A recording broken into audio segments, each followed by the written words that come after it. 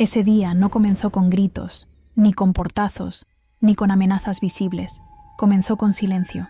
Un silencio tan espeso que hasta el sonido del hervidor pareciera pedir permiso para existir. Yo creía que era solo otro de sus días de protección exagerada.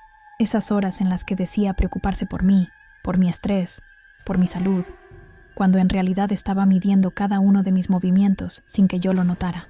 Pero cuando lo vi sostener mi teléfono como si fuera un objeto que le pertenecía, como si mis conversaciones, mis recuerdos y mis conexiones fueran también parte de su inventario personal, algo se quebró dentro de mí. No fue una discusión, fue una sentencia. Con una calma casi religiosa, me dijo que el mundo allá afuera no me hacía bien, que las personas me confundían, que él era el único que realmente me entendía. Cada palabra estaba calculada para sonar como un abrazo, pero me envolvía como una cuerda, apretándose más cada vez que intentaba respirar. Su mano sobre mi teléfono fue más fuerte que cualquier candado. Fue el cierre de una puerta que yo todavía fingía que estaba abierta. Yo intenté sonreír, intenté preguntar por qué, intenté negociar con esa dulzura que él siempre esperaba de mí, pero mi voz sonó pequeña, temblorosa, casi infantil. Él la escuchó como quien escucha un motor apagándose. Me acarició el cabello con una ternura que dolía y dijo que, por fin, íbamos a estar bien, que ahora nada nos distraería, que ahora por fin íbamos a ser solo nosotros. Cuando volvió a su habitación con mi teléfono en la mano, el pasillo se hizo eterno.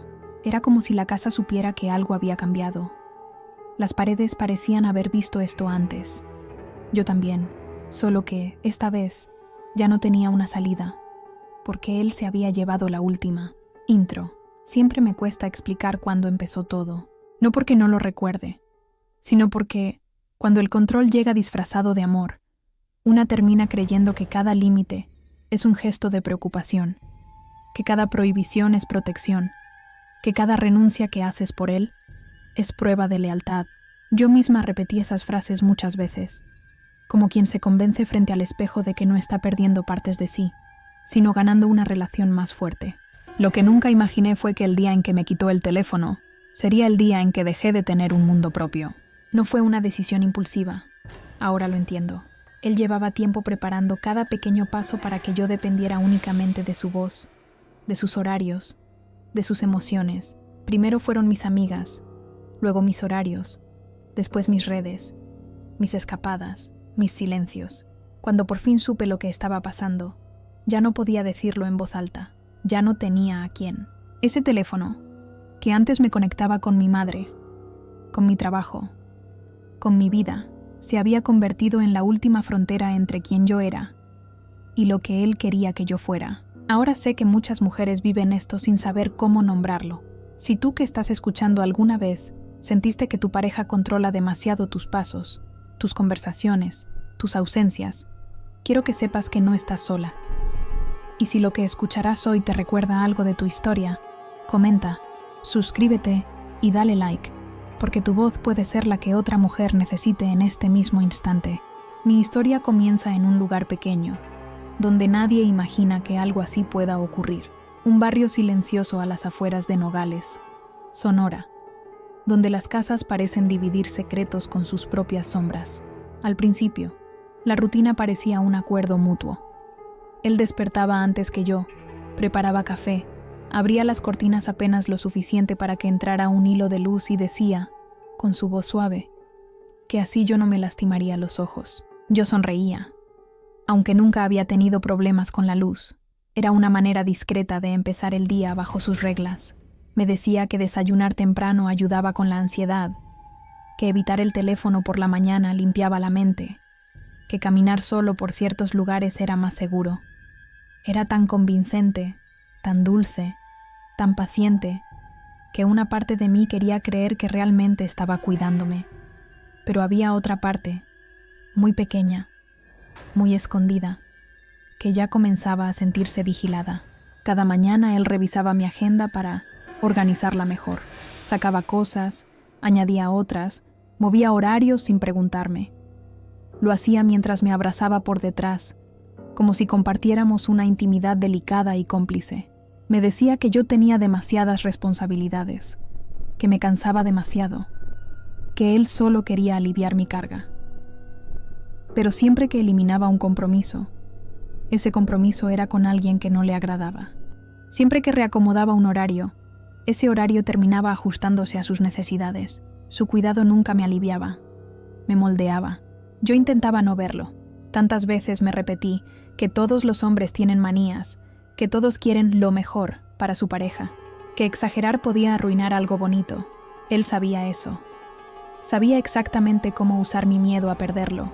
Así, cada vez que expresaba incomodidad, él me miraba con esos ojos brillantes que podían convertirse en espejos del alivio o del terror.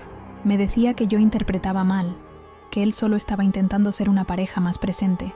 Y yo, que venía de una vida llena de silencios no compartidos, de relaciones tibias, me aferraba a la idea de que alguien por fin me prestara atención. El verdadero problema empezó cuando él dejó de sugerir y empezó a anticiparse. Sin preguntarme, ya sabía qué ropa usaría, con quién hablaría, cuánto tiempo tardaría en volver de mis tareas. Me esperaba en la puerta cuando salía a trabajar, fingiendo ternura, pero contando mis minutos. Se enfurecía si llegaba 2 más tarde, no porque desconfiara de mí, o eso decía, sino porque algo podía haberme pasado. Su preocupación era una cárcel con paredes tan suaves que costaba reconocerlas como tales. Yo todavía tenía mi teléfono entonces. Era mi último rincón privado. Lo mantenía cerca de mí como una especie de amuleto, como un recordatorio de que aún tenía un espacio personal. Pero incluso eso empezó a desvanecerse. Él me pedía que lo dejara sobre la mesa durante nuestras conversaciones. Decía que odiaba cuando la gente no prestaba atención en los momentos importantes. Me miraba como si yo fuera una niña mal educada cuando lo tomaba para responder un mensaje. Yo lo soltaba de inmediato, porque no quería que él pensara que yo no lo valoraba. Nunca entendí que ese era el objetivo, que yo lo valorara por encima de mí misma. Con mis amigas, la distancia se instaló lentamente. Él siempre tenía una razón para que yo no saliera.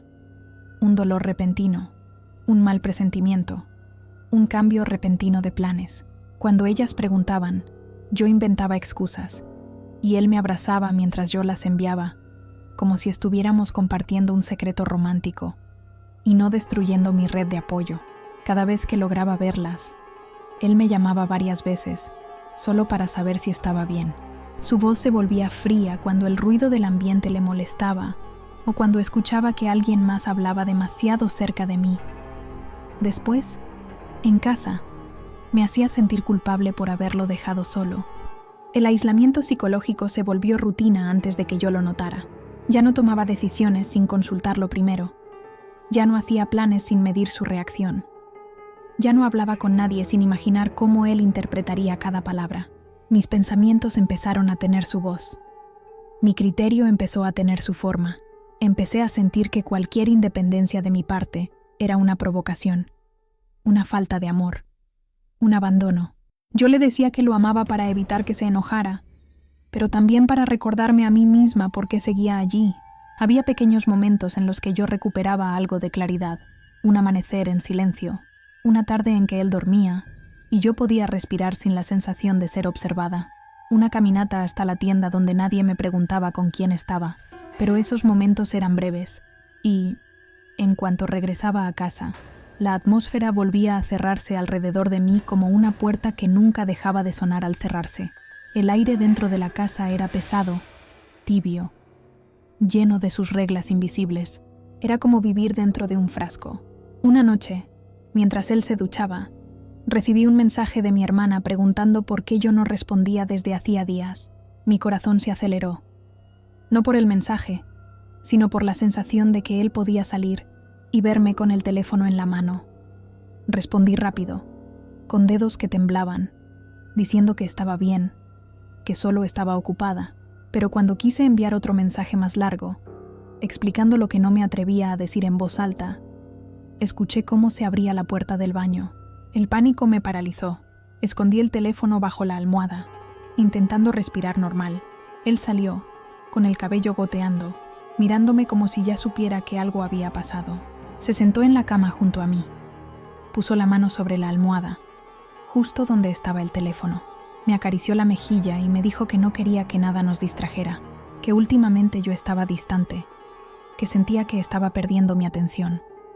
Y en ese instante, entendí que él no quería ser parte de mi mundo, quería ser todo mi mundo, quería reemplazarlo por completo, quería que cada respiración mía estuviera marcada por su permiso. Esa noche dormí con sus brazos rodeándome tan fuerte que parecían un recordatorio más que un gesto de cariño, y mientras escuchaba su respiración sobre mi cuello, supe que algo se había roto para siempre. No era el control lo que me asustaba, era la calma con la que él lo ejercía, la certeza de que para él yo ya no era una persona, era un territorio conquistado. Después de aquella noche en la que casi descubre mi teléfono bajo la almohada, algo invisible cambió en la casa. No fue una explosión ni un grito, sino un ajuste silencioso, preciso, como cuando alguien cierra una ventana sin que tú lo notes. Pero el aire deja de moverse. Él empezó a hablarme de una manera distinta, más pausada, más envolvente, como si quisiera asegurarse de que cada una de sus palabras se quedara atrapada en mis pensamientos. Cuando yo respondía, él corregía mis frases, las repetía, las reorganizaba, como si mi forma de expresarme estuviera equivocada, y solo él supiera traducir lo que yo realmente quería decir. Al principio pensé que era una manía, después entendí que era reprogramación. Me decía que mis amigas no me escuchaban, que mis hermanas no entendían lo que yo vivía, que mi familia tenía ideas antiguas sobre las relaciones. Cada vez que yo mencionaba a alguien, él añadía una razón para dudar de esa persona, algún comentario que supuestamente habían hecho, un tono que según él sonaba despectivo, una intención oculta que solo él era capaz de detectar. Yo intentaba defenderlas, pero él siempre encontraba un error en mis argumentos.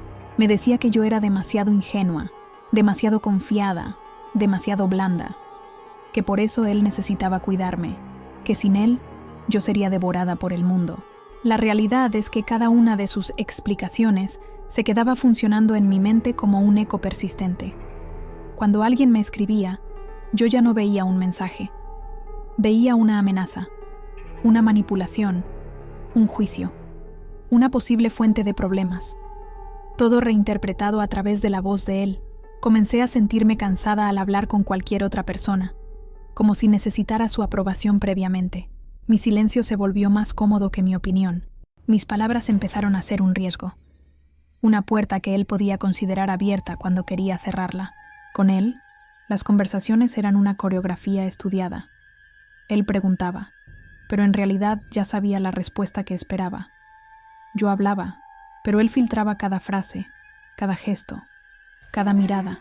Si yo decía «estoy cansada», él me preguntaba si estaba insinuando que él exigía demasiado. Si decía «tengo frío», él interpretaba que yo prefería estar lejos de su contacto. Si guardaba silencio, él lo leía como un reproche. Era como caminar sobre vidrio, descalza, esperando que ningún pedazo crujiera bajo mis pies. Su sensibilidad no era emocional, era territorial. Una tarde, mientras preparaba la comida, escuché un mensaje en su teléfono, no el mío, el suyo. Era extraño escucharlo sonar, porque él casi siempre lo mantenía en silencio. Cuando me acerqué involuntariamente al sonido, él apareció detrás de mí con una rapidez que me congeló. Tomó el teléfono antes de que yo pudiera ver el nombre del contacto y lo guardó en su bolsillo. Sonrió, pero sus ojos eran dos cerrojos. Me preguntó por qué estaba tan interesada. La acusación era clara. Yo no lo estaba, pero mis palabras ya no tenían credibilidad. Todo lo que yo decía debía ser demostrado. Y aún así, no bastaba. Esa noche, él decidió que hablaríamos con sinceridad. Esa frase, en su voz, era un aviso. Me sentó frente a él en la sala, con las luces bajas, como si estuviera preparando una escena donde cada sombra servía a su favor. Me tomó las manos y comenzó a enumerar todas las veces que, según él, yo había sido distante. Si tardé en contestar un mensaje, si sonreí mucho cuando saludé a un vecino, si hablé con mi hermana por más tiempo del que él consideraba adecuado. Cada recuerdo era una pieza que él acomodaba para demostrar un crimen invisible. Yo apenas podía respirar. Él me miraba con la convicción de un juez, y yo me sentía acusada aun cuando no entendía el delito. Poco a poco, dejé de confiar en mi memoria. Él me decía que yo había dicho cosas que no recordaba haber dicho, que había hecho cosas que no recordaba haber hecho, que había mirado de esa forma que él conocía tan bien. Yo empezaba a dudar de mí misma. ¿Había sido descuidada? ¿Había sido fría? ¿Había sido injusta? Sus relatos eran tan detallados que parecían más reales que mis propios recuerdos. Me convencí de que mi mente me traicionaba, que necesitaba su versión para entender lo que en verdad había pasado. Y ese día, ese exacto día, mi mente dejó de pertenecerme del todo. Un atardecer, mientras lavaba los platos, escuché mi nombre desde la sala. Su voz no sonaba enojada, sonaba expectante, como si ya supiera que yo iba a fallar en algo, y solo estaba esperando el momento. Me acerqué y lo encontré sentado en el sillón, sosteniendo mi teléfono, abierto, iluminado, expuesto. Me dijo que no estaba invadiendo mi privacidad, solo estaba protegiendo nuestra relación. Me preguntó por qué había respondido a mi hermana sin avisarle. Me preguntó por qué había puesto un emoji en el mensaje. Me preguntó por qué había dicho, te extraño. Cada palabra era diseccionada, analizada, reinterpretada bajo su lente deformado. Yo lloré, no porque me estuviera gritando, sino porque me estaba desmontando. Desde ese día, dejó de pedirme que le mostrara mis conversaciones. Simplemente las revisaba cuando quería. A veces me daba el teléfono después de horas, a veces me lo daba al día siguiente. Yo vivía con la sensación constante de estar atrapada en un interrogatorio silencioso que nunca terminaba. Cada mensaje que enviaba era una apuesta peligrosa. Cada silencio podía ser peor. Yo ya no tenía un teléfono. Tenía un arma apuntando a mi libertad. Con el tiempo, él empezó a hablar por mí. Si alguien preguntaba cómo estaba, él respondía. Si alguien quería verme, él decía que yo estaba ocupada. Si alguien llamaba, él atendía primero para asegurarse de que no fuera nada grave. Y después, cuando colgaba, me explicaba qué debía decir en la siguiente llamada. Mis palabras ya no eran mías. Mis explicaciones ya no eran espontáneas. Yo era una extensión de su voluntad. Fue entonces cuando comprendí lo más aterrador de todo. Él no solo quería controlar mi vida. Él quería controlar mi versión de la realidad. Quería reescribir mis recuerdos, mis razones, mis relaciones. Quería convertirme en alguien que solo existía dentro de su narrativa.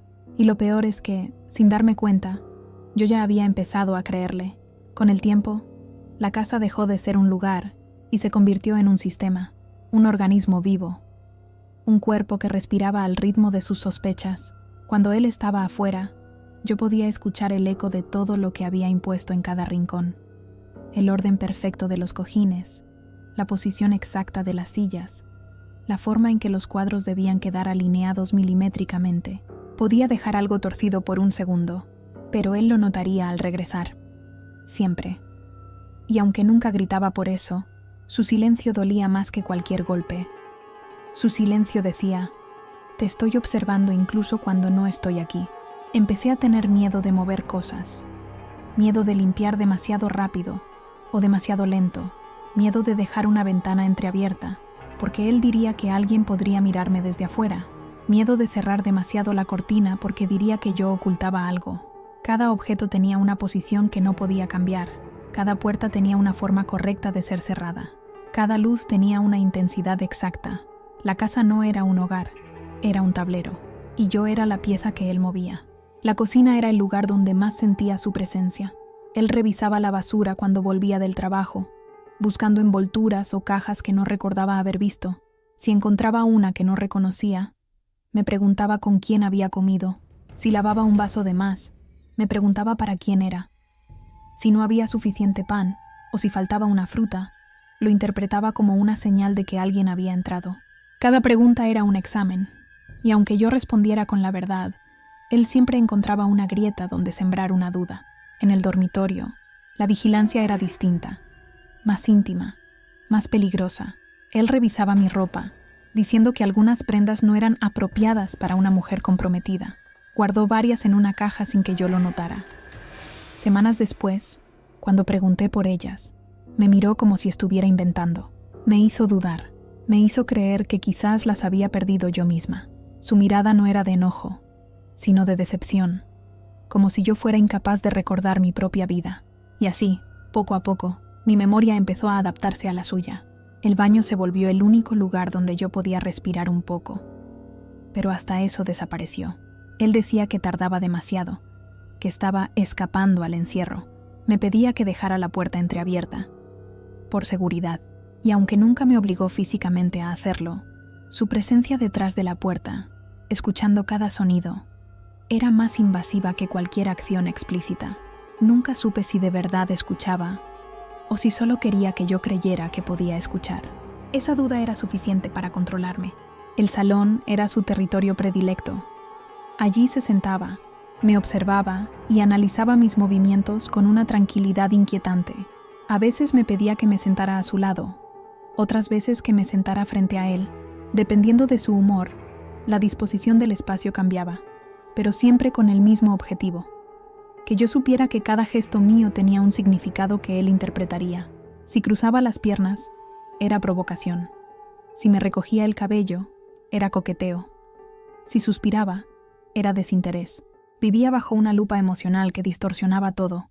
Una tarde, mientras él estaba en el trabajo, escuché un ruido en el pasillo. Mi corazón se aceleró. No porque pensara que alguien había entrado, sino porque sabía que, si algo estaba fuera de lugar para cuando él regresara, lo usaría como prueba de que yo había fallado. Caminé por la casa con el miedo hirviendo bajo la piel. Revisé cada mueble, cada ventana, cada detalle. Me di cuenta de que ya no estaba protegiéndome del mundo exterior. Estaba protegiéndome de lo que él podría imaginar. La imaginación de un hombre así era más peligrosa que cualquier intruso real. Esa misma noche, algo todavía más aterrador sucedió. Él llegó más temprano y me encontró acomodando un cuadro que se había torcido apenas por vibración del viento. Se detuvo en la puerta, mirándome como si yo hubiera cometido una traición irreparable. No dijo nada, solo observó. Su silencio llenó la habitación de una manera tan densa que casi pude sentirlo sobre mi piel. Cuando finalmente habló, lo hizo con una calma que me heló el alma. Dijo que no le gustaba verme tan ansiosa, que parecía estar escondiendo algo, que tal vez la casa ya no me hacía sentir segura, y que él sabía perfectamente cómo arreglar eso. Después de la cena, me pidió que dejara mi teléfono sobre la mesa. No como orden, sino como gesto de confianza. Ese era su juego preferido, disfrazar el control de cariño. Yo lo puse allí, con las manos temblando. Él lo tomó, lo revisó, y me entregó una sonrisa que no llegaba a sus ojos. Dijo que en una relación verdadera no debía haber secretos, que él nunca me ocultaba nada, que lo único que quería era protegernos. Pero esa palabra, protegernos, tenía un doble filo que yo ya no podía ignorar. Esa noche, acostada a su lado, entendí lo que la casa se había convertido realmente, un espejo de su mente. Cada objeto vigilaba porque él vigilaba, cada puerta pesaba porque él pesaba sobre mí. Cada rincón escondía un posible cuestionamiento, un posible juicio, un posible castigo silencioso. No necesitaba cámaras para controlarme. Me había entrenado para vivir con miedo a desobedecer una rutina que jamás había elegido. Y mientras él dormía profundamente, con su brazo sobre mi cintura como si fuera una cadena tibia, yo miré el techo y supe que, aunque aún tenía mi teléfono, ya no tenía mi libertad. La noche en que todo cambió, no tuvo un solo acontecimiento espectacular. Tuvo una acumulación de pequeños silencios que se volvieron insoportables. Empezó como cualquier otra. La cena, una conversación trivial sobre el clima, un programa en la televisión que ninguno de los dos quería realmente ver. Pero había en su voz una precisión nueva, como si cada sílaba hubiera sido pulida para que yo no pudiera encontrar grietas. Me di cuenta de que ya no hablaba para compartir, sino para medir. Cada frase que pronunciaba era una prueba que él corregía con una sonrisa que se quedaba corta. Esa sonrisa era la antesala del juicio, amable por fuera, impermeable por dentro. Aprendí a hacerme pequeña en la mesa, a introducir silencios que no molestaran, a organizar mis palabras en fila para que ninguna escapara como bala. Al llegar la madrugada, la casa parecía contener la respiración. Él se levantó para tomar agua y, sin mirarme, cerró la puerta del cuarto con esa calma afilada que yo ya conocía. Fue en ese instante, con la casa en penumbra y el ruido de su llave resonando como un martillazo, que entendí que mi voz podía costarme algo más que un regaño. Pensé en todas las veces que había pedido ayuda a mí misma y no había sabido articular las palabras. Pensé en mi madre, en mi hermana, en las llamadas que ahora llegaban llenas de interrupciones o excusas. Sentí que, Si decía lo que pensaba, algo dentro de la casa cambiaría de lugar y no a mi favor. Así que me acosté, con la boca seca, y me enseñé a callar. Callar no significaba renunciar a pensar. Significaba inventar estrategias para que mis pensamientos no fueran armas contra mí. Empecé a escribir en un cuaderno escondido, palabras pequeñas, sin dirección, solo para comprobar que mi mente aún existía. Pero incluso eso tenía sus riesgos. Si él lo encontraba, lo convertiría en prueba de conspiración, en señal de que yo planeaba algo. Por eso elegí frases que no decían nada, y que al mismo tiempo lo decían todo para mí. Nombres de flores, fechas que no significaban nada, dibujos de sombras. El cuaderno se volvió mi refugio frágil, una isla minúscula en un océano que cada vez me empujaba más hacia la orilla del silencio. Las noches podían ser largas y creativas en su control. A veces, él inventaba reglas nuevas sin aviso. Una semana sin música, otra sin visitas, otra en la que las ventanas debían permanecer cerradas, aunque el verano ardiera. Lo hacía con naturalidad, como quien propone un juego, pero cada juego venía con su propio cordón que yo debía atarme. Si por accidente sonaba una canción en la radio, él aparecía en el pasillo con ojos que no perdonaban. Su castigo no era físico, era mucho más eficaz. Me retiraba la mirada, me desenchufaba del espacio.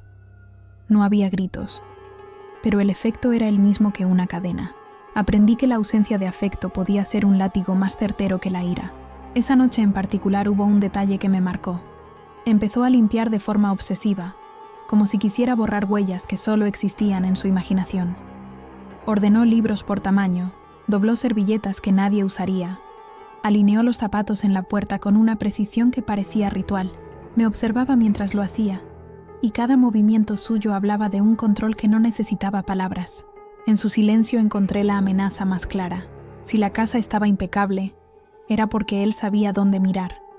Si yo no estaba a la altura, la limpieza se volvería inspección. Sentí que, con cada pliegue perfecto, se cerraba un poco más el espacio donde yo podía respirar sin miedo. Cuando por fin intenté romper el patrón, fue con una pregunta pequeña, aparentemente inocua, si podía ver a una amiga al día siguiente, porque hacía tiempo que no la veía. Su reacción fue una moneda al aire. Sonrió a medias, con esa mezcla de cariño y cálculo, y me ofreció una alternativa que parecía razonable. Podríamos quedarnos en casa y pedir comida, pero cuya intención era evidente: evitar que me fuera. Le dije que no era necesario, que solo quería salir a tomar un café, y él añadió una lista de posibles inconvenientes: el tráfico, el clima, la posibilidad de encontrar a alguien que no entendía mi relación con él. Su lento argumento era un cerrojo en forma de conversación. Acepté, no tanto porque estuviera convencida, sino porque el precio de insistir era demasiado alto. En la madrugada, mientras intentaba conciliar el sueño, escuché su teléfono sonar. No era un número familiar. Era de esos que llaman una sola vez y cuelgan. Él atendió con naturalidad y luego me dijo, con voz neutra, que era trabajo. No pregunté más, pero una parte de mí sintió la vieja punzada de sospecha. ¿Por qué no miraba mi teléfono de forma similar? ¿Por qué su privacidad era intocable, mientras la mía podía ser motivo de inspección? Entendí ese día que su libertad y mi sometimiento eran dos caras de la misma moneda. Yo debía aprender a ignorar su derecho a la intimidad para no despertar su sospecha. Esa contradicción me volvió pequeña y desconfiada, como si mi sentido de justicia hubiera sido gastado hasta la nada. Esa noche también volvió a aparecer la estrategia que más detesto, la teatralidad de la ternura. Se acercó a la cama, con una linterna suave en la mano como si fuera un cuento de niños, y me dijo, con voz casi quebrada, que él solo quería protegerme de ese mundo cruel. Me habló de una anécdota inventada sobre una amiga que se había perdido por no prestar atención. Me abrazó con fuerza, esa fuerza que parece cariño y es posesión, y contra todo sentido, me sentí tentada a creerle. Es increíble cómo la necesidad de cariño puede ser la misma que nos mantiene encadenadas. En esos minutos, su calor era mi prisión más cómoda. A la mañana siguiente, me miré al espejo y no reconocí la mirada que encontraba ahí. Había en mis ojos una prisa nueva por esconder cosas, por no decir la verdad completa. Me vestí con cuidado, seleccionando prendas que no llamaran la atención, Programé excusas por si alguien preguntaba y practiqué sonrisas seguras que no delataran la inquietud. Salí de la casa con la sensación de estar protagonizando una obra que no había elegido, con el guión escrito por alguien que se creía director de mi vida. Mientras caminaba hacia el trabajo, noté cómo cada paso estaba acompañado por la sombra de su aprobación. Si me encontraba con alguien conocido, verticalizaba mi voz y enseñaba esa sonrisa ensayada como prueba de que todo estaba bien. Esa noche, cuando él llegó, el mecanismo volvió a activarse. Preguntas sutiles, observaciones que parecían inocentes, y luego, cambios mínimos en la rutina que me encajonaban más.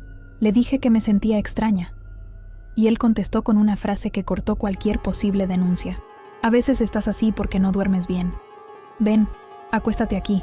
Me acurruqué, y por un instante creí en la calma que me ofrecía. Pero ya sabía que esa calma tenía un precio.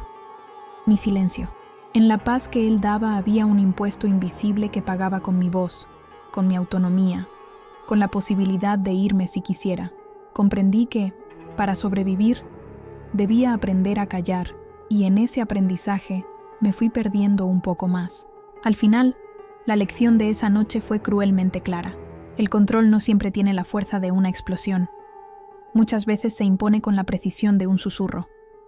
Aprendí a medir mis risas, a calcular mis silencios, a hacer que mi vida pareciera menos peligrosa de lo que era realmente. Y mientras él dormía, con la mano sobre mi cadera como si sellara nuestro pacto, yo me quedé despierta calculando maneras de recuperar pequeñas migas de mí misma sin que él las notara. Fue el comienzo de una resistencia que tendría que ser silenciosa, paciente y astuta, porque cualquier ruido podría despertar la vigilancia que ya había aprendido a temer. La tensión que había crecido como hiedra dentro de la casa encontró su momento de floración. No fue una sola escena de violencia explícita, fue una suma de pequeñas violencias que dejaron de ser marginales y comenzaron a reclamar espacio propio. Aquella semana las reglas se volvieron más estrictas, las excusas más peligrosas, las llamadas más inspeccionadas. Yo llegaba a creer que cualquier gesto mío podía encender una chispa que yo no podría controlar. Esa certeza me fue apretando el pecho hasta que entenderla fue casi tener que admitir que algo dentro de mí ya había cambiado irremediablemente. Una tarde, mientras recogía la mesa, encontré una carta arrugada bajo el cojín del sofá. Era una nota sin firma, escrita con una tipografía que él no usaba nunca. Palabras cortas, acusatorias, que hablaban de traición y vergüenza. No supe si la había plantado él para probarme, o si alguien realmente había dejado aquel papel como amenaza. Cuando se lo enseñé, la miró y sonrió como si fuera el director de una obra que él ya conocía. No me permitió pensar que podía haber sido otra persona. Esa respuesta me encogió.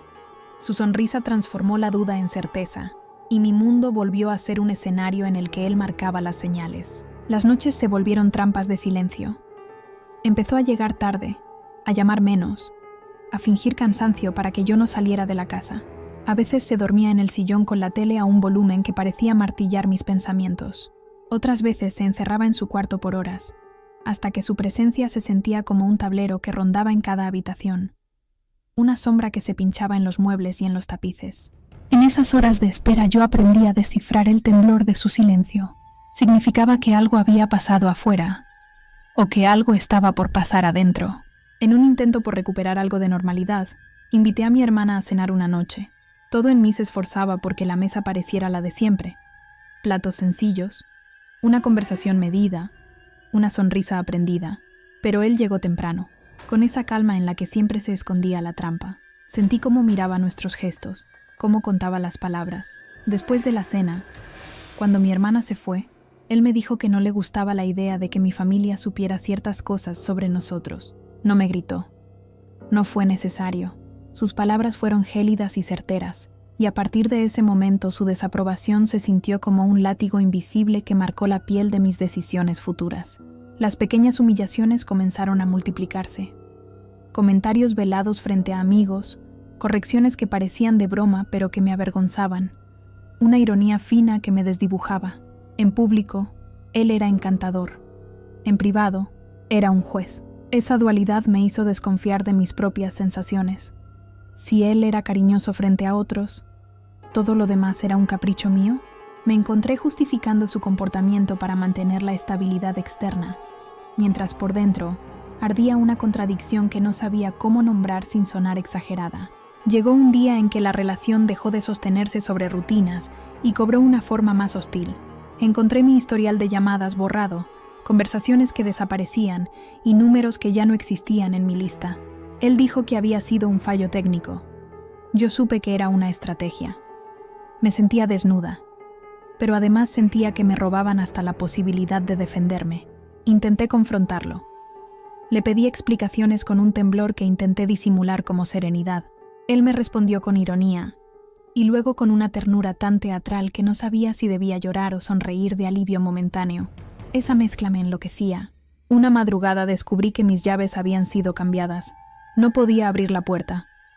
Sentí una oleada de pánico que se mezcló con una rabia que no me dejaba pensar. Llamé a la puerta. Golpeé. Voceé. Él abrió con calma. Me miró como a quien ha encontrado un juguete roto, y me ofreció una explicación que mi cuerpo ya no aceptaba. Solo quería saber que eras capaz de quedarte. Esa frase me dio una claridad terrible. Ya no estaban probando mi fidelidad. Estaban marcando los límites de mi libertad, como si fuera un terreno que podían cercar. Y yo me sentí usurpada, como si mis derechos se hubieran evaporado sin un contrato que los sellara. En los días siguientes, comencé a planear en silencio lo que él no vería. Aprendí a leer las rutinas, a qué hora sus cigarrillos terminaban, cuándo caminaba hasta la esquina a comprar, cuánto tardaba en dormirse después de la televisión. Esos datos eran mis herramientas. Escribí fechas y pequeñas notas en lugares dispersos para que, si algo me pasaba, hubiera rastros de mi intención de irme. No podía confiar en un amigo que llamara. Él escuchaba las conversaciones. No podía usar redes sociales. Él revisaba mis cuentas. Así que mis maniobras fueron minúsculas, furtivas, casi inmóviles, pero cargadas de propósito. Fue la resistencia más silenciosa que jamás había diseñado. Una tarde, recogiendo ropa en su armario por accidente, encontré un sobre con fotografías, mis propias imágenes tomadas sin mi consentimiento en momentos cotidianos, junto a notas con observaciones íntimas. Mi estómago se cerró. Ese hallazgo dejó de ser una prueba para mí y se convirtió en evidencia de que ya no tenía privacidad. No sabría decir si las fotos eran viejas o recientes. Lo que sí comprendí fue que aquello significaba que él me había estudiado más de lo que yo había sospechado. Sentí náuseas y, por primera vez, un temor que ya no se podía disimular como duda. Su vigilancia era metódica, paciente, perversa. La última semana antes de aquello que yo todavía no sabía cómo nombrar, fue una escuela de contradicciones. Hubo noches de ternura teatral, mañanas de exigencia y tardes en que su indiferencia parecía un aguijón. Y en medio de esa vorágine, un impulso simple y esencial creció entre las grietas, la idea de que debía salvarme a mí misma, no por heroísmo grandioso, sino por necesidad básica. Esa intención fue siempre minúscula, como una llaga pequeña que no se ve, pero que duele. Empecé a elaborar el plan, un bolso con pocas cosas oculto en un rincón, una sonrisa usada para despistar, la memoria afilada para recordar cada horario. Me preparé para una salida que no sería dramática, sino racional y secreta, porque sabía que cualquier gesto fuerte llamaría su atención y pondría en riesgo lo que quedaba de mi vida interior. Cuando la noche llegó y la casa se quedó con su luz mínima encendida, supe que no había vuelta atrás, no por valentía, sino por una suma de miedos y deseos que ya no podía contener. Me acosté como si no pasara nada, con la maleta pequeña al lado de la cama, esperando el momento exacto en que su respiración se volviera tan lenta que no me delatara. Allí, en la penumbra, con la certeza latente de que podía perderlo todo o recuperarlo todo, entendí que lo invisible, la vigilancia, la manipulación, la apropiación, se había vuelto suficientemente violento como para exigir una respuesta, y mi respuesta, por fin, iba a ser mía. Cuando finalmente crucé aquella puerta, no lo hice como una heroína, sino como una sobreviviente. No hubo música, ni dramatismo, ni un final marcado por un grito. Hubo un paso silencioso, casi invisible, que solo yo sabía lo que significaba. Dejé atrás una casa llena de sombras que aprendieron a respirar conmigo, un espacio donde mis pensamientos dejaron de ser míos, y una rutina que había sido diseñada para borrarme con paciencia. En ese instante, el aire frío del exterior me recordó algo que había olvidado, que la libertad no siempre ruge, a veces solo susurra. Sé que muchas mujeres viven este tipo de oscuridad sin saber cómo nombrarla. A veces el control llega disfrazado de cariño, y el miedo se instala con la suavidad de un gesto gentil. Yo también pensé que estaba exagerando, que tal vez era mi culpa, hasta que entendí que nadie debería pedir permiso para existir, para hablar, para respirar.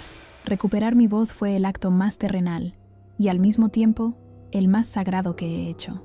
Si mi historia te resonó, si en algún momento sentiste que tus silencios se parecían a los míos, quiero que recuerdes algo. No estás sola. A veces, la primera salida no es una puerta, es una decisión.